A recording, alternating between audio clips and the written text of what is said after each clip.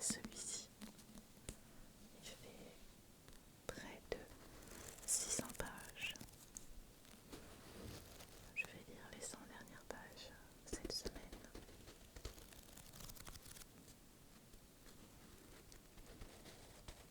Et une quinzaine de pages dans cette vidéo. Je présente le livre et ensuite je parlerai du roman et mon avis.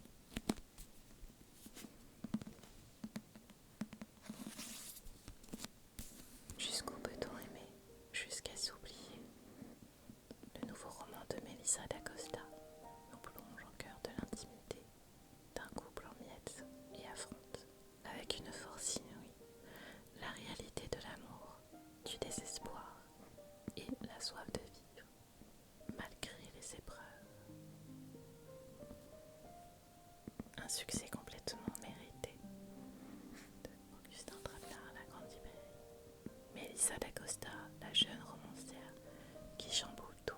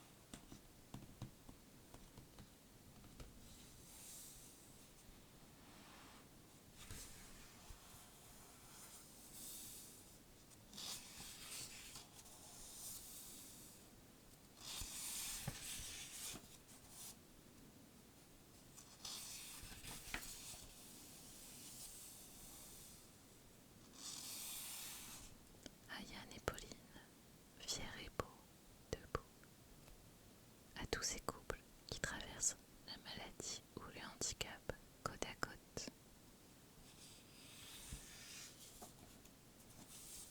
Les gens sont comme des vitraux, ils brillent tant qu'il fait soleil, mais quand vient l'obscurité, leur beauté n'apparaît que s'ils sont illuminés de l'intérieur.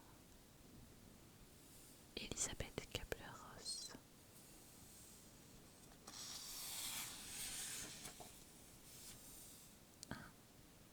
Éléonore.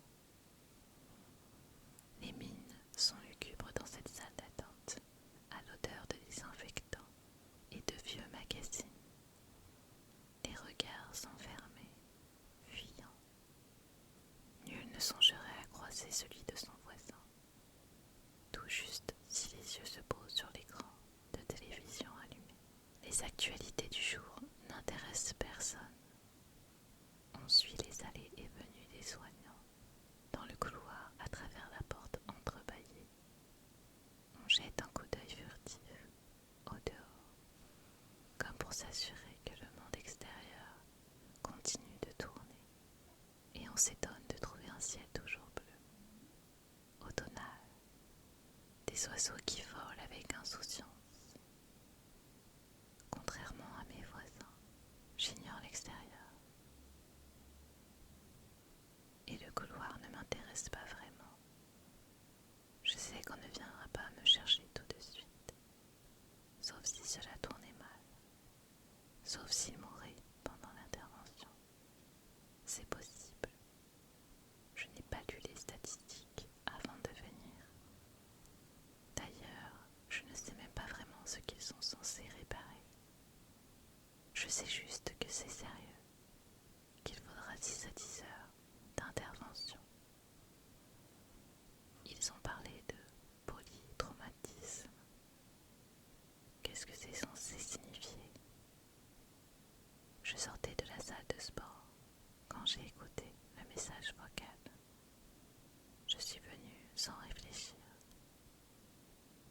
Maintenant, j'ai des cheveux luisants et plaqués en arrière par la transpiration. Une légère hypoglycémie me donne le tournis et j'ai froid dans ma tenue en lycra. Mais peu m'importe, puisque seule une chose m'intéresse, les autres femmes dans la salle d'attente. Mon cœur est sur le point d'exploser. Pourtant, je scrute leur posture, la façon dont leurs mains se cramponnent l'une à l'autre, l'angoisse qui déforme leurs traits, le vide dans leurs yeux. Je me demande, l'une d'elles endure-t-elle le tiers de ce que j'endure? L'une d'elles attend-elle des nouvelles d'un homme comme François? Un homme dont la seule évocation la bouleverse, dont la voix annihile sa volonté. L'une d'elles attend-elle des nouvelles d'un homme dont elle a un besoin viscéral, un homme sans qui elle mourrait? Et en les observant, j'en doute. Elle s'inquiète, s'impatiente, se tourmente, mais aucune d'entre elles ne se meurt comme je me meurs à cet instant précis. Toute vraie passion ne songe qu'à elle, écrivait Stendhal. Je suis la preuve de cet égoïsme. Je l'incarne dans cette salle d'attente. Je scrute les femmes et je me pleure. Je pleure ma peau privée de François. Mon corps et tous mes sens devenus inutiles s'il ne me revient pas. Je n'ai jamais rien vécu qui s'approche de cette passion. Je n'ai que 24 ans, mais j'en suis certaine. Une ardeur comme celle-là ne se rencontre qu'une fois dans une vie. Certains diront que c'est son indisponibilité qui m'a rendu François si indispensable, lui qui est tellement hors d'atteinte. C'est peut-être vrai. Comment peut-on capturer un comédien qui n'est réellement vivant que sur scène, dans la grâce de sa propre prestation et parfois à l'apogée de l'orgasme? C'est ainsi qu'était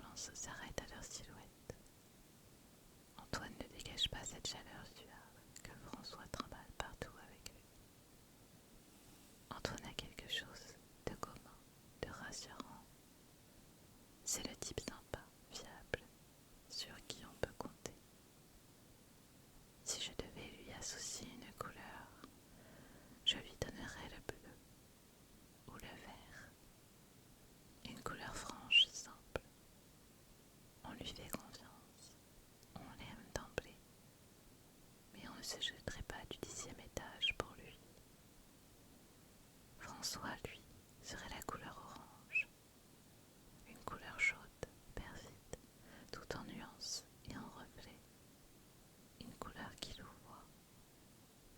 Si on se colle à lui, on s'y brûle, et tout à fait volontairement. Antoine est dans le couloir en discussion avec un médecin. Le temps que je me précipite, le médecin est reparti. Je m'agrippe à son bras. Il sent le propre, le savon de Marseille et l'odeur légère d'un déodorant musqué. Moi, je sens la transpiration séchée et l'angoisse. Léo, il me prend dans ses bras, je recule, me dégage. Ce n'est pas le moment, vraiment. Qu'est-ce qu'il a dit?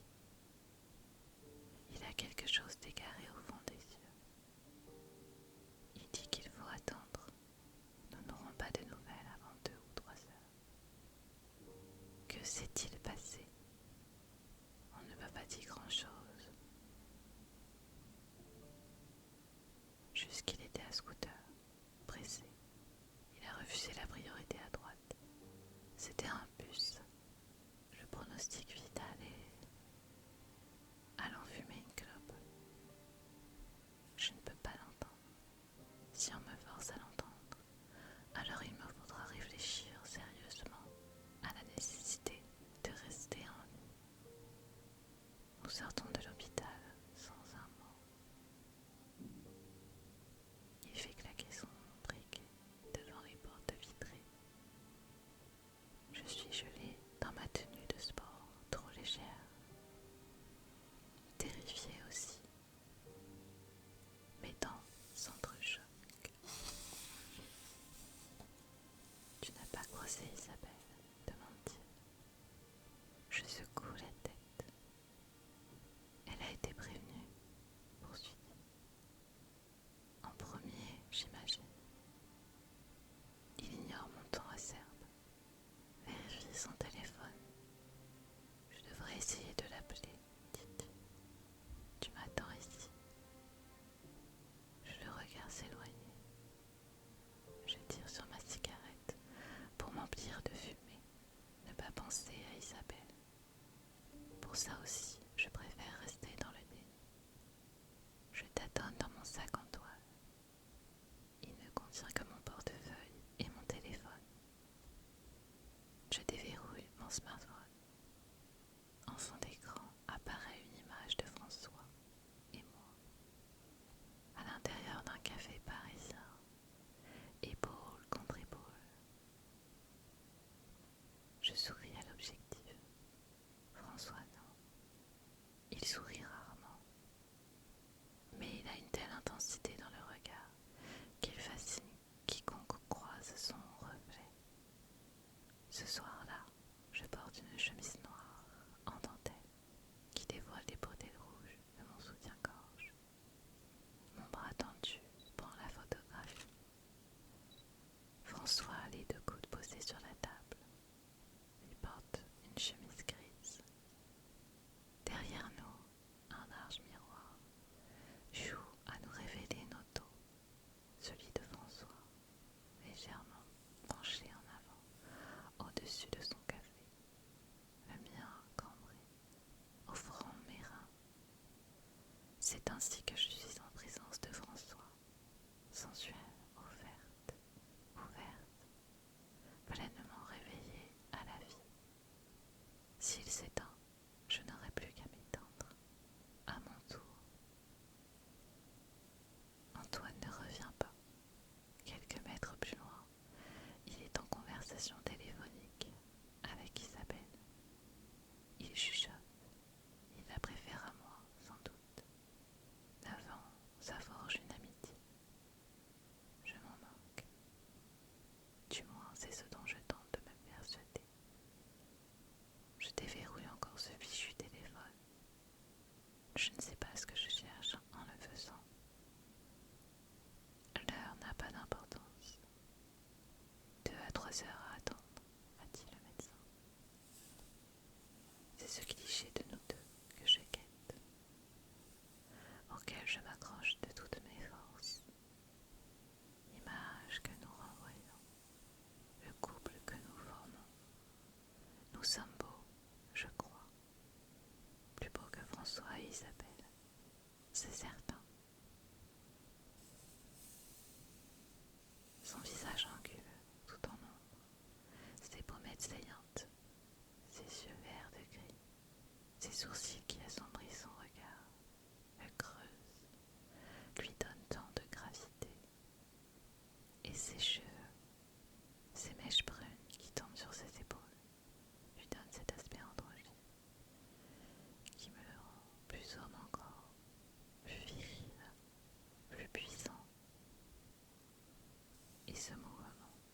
ce geste du poignet, tout en indolence, pour replacer ses mèches en arrière. Je crois que c'est ainsi que j'en suis tombée amoureuse. À côté du François de la photographie, il y a moi, mon reflet figé sur l'écran, Éléonore Landry, mince mais pas maigre, comme lui, juste frêle, ce qu'il faut pour lui donner davantage, pour qu'il paraisse peser plus lourd, être plus fort, pour lui donner l'envie de m'entourer, de me posséder. Nos corps semblent avoir été sculptés pour s'imbriquer à la perfection, se reconnaître, se réclamer. Mon visage ressemble au sien, fin pâle, encadré de cheveux sombres aussi, mais plus longs. Si les cheveux de François atteignent à peine ses épaules, les miens descendent jusqu'à mes reins. Je n'ai pas ses yeux verts, les miens sont noirs. Je pourrais avoir des origines italiennes, que ça n'étonnerait personne.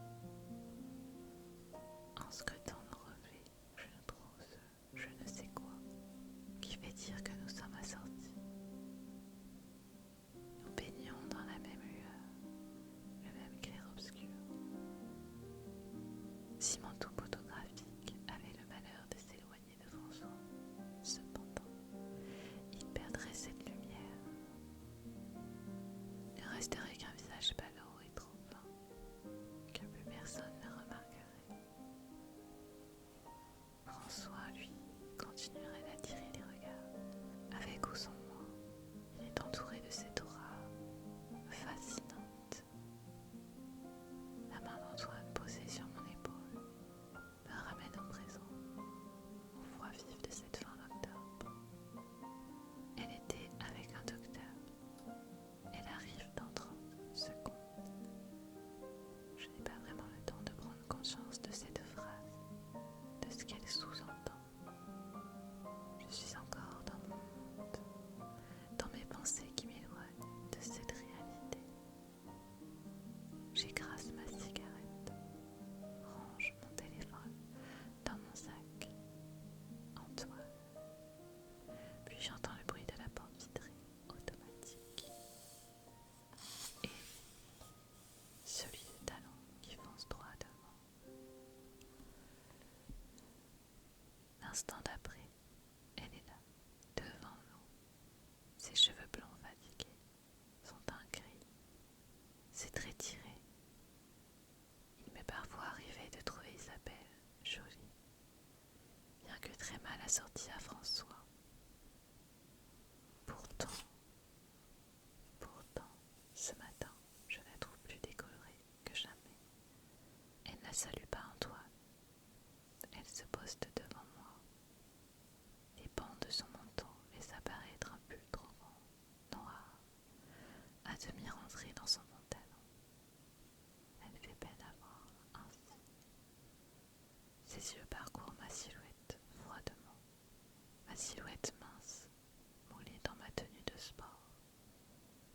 La silhouette d'une femme de 24 ans, sa cadette. Je sais que derrière le chagrin, la panique, la peur, l'étourdissement, il reste une petite part de son esprit, suffisamment lucide pour imaginer les mains de François sur ce corps. C'est toi, Éléonore, hein? Je n'ai pas le temps de réagir, je suis ailleurs, hagarde, vaguement nauséeuse, la clope sur mon estomac vide, la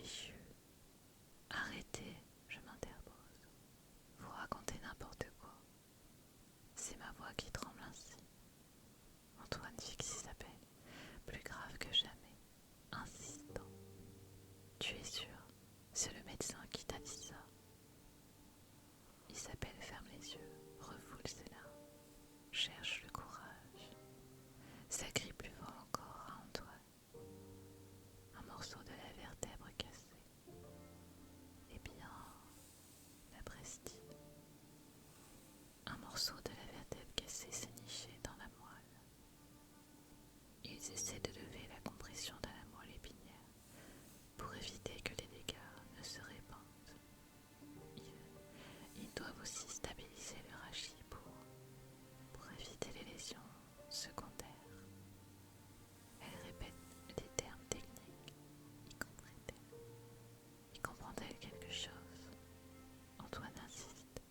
Le rachis, la moelle, tu es sûr? Elle ment.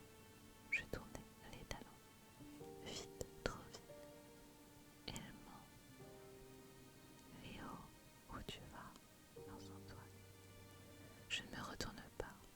Ils s'agrippent l'un à l'autre derrière moi pour ne pas flancher. Des perdants, des faibles. Ils ne croient pas en François. Ils l'ont déjà condamné, enterré.